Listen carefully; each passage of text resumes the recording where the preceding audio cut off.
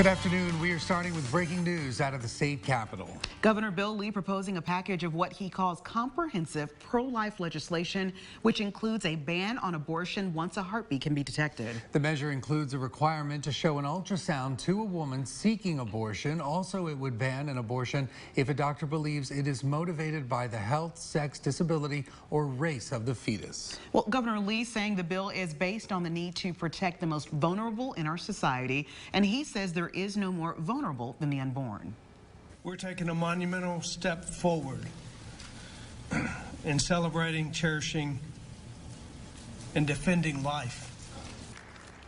Lieutenant Governor Randy McNally spoke alongside the governor today, suggesting he backed the measure, which is worth noting since McNally questioned similar heartbeat legislation in the past due to the likelihood of an expensive court battle.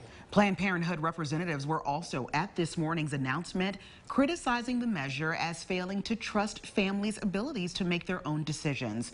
We'll have more on the measure and the response starting today at 4.